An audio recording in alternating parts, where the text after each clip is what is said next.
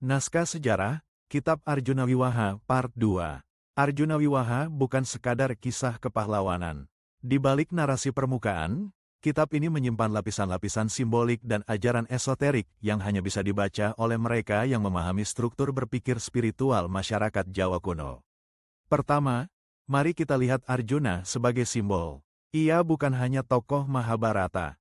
Dalam Arjuna Wiwaha, ia menjadi archetype manusia Jawa yang ideal, berani, bijaksana, mampu menundukkan hawa nafsu. Pertapaan di Indrakila adalah lambang perjalanan batin manusia menuju pencerahan.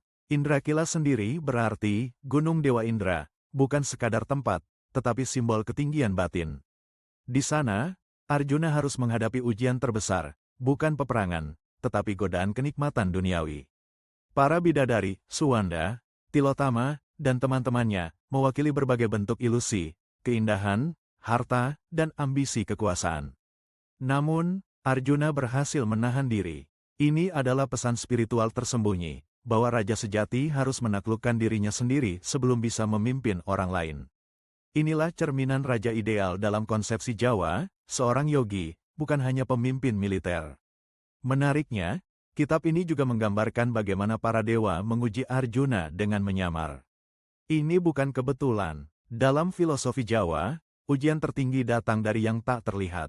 Maka kemenangan Arjuna adalah bentuk kelulusan, bahwa ia layak menerima wahyu kekuasaan, digambarkan dalam bentuk senjata sakti dari para dewa. Di balik itu semua, muncul satu tafsir yang jarang diungkap, Arjuna Wiwaha sebagai cermin politik kekuasaan Airlangga.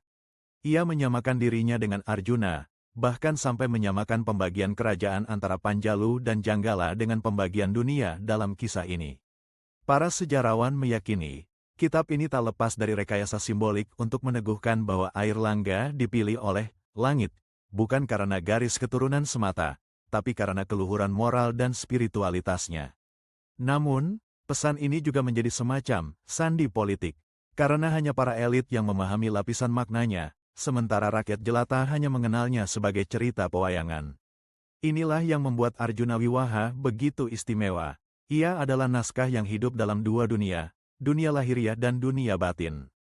Dan jika kita jeli, kitab ini mengajarkan bahwa peradaban yang besar bukan dibangun dengan kekuatan senjata, tetapi dengan kekuatan jiwa.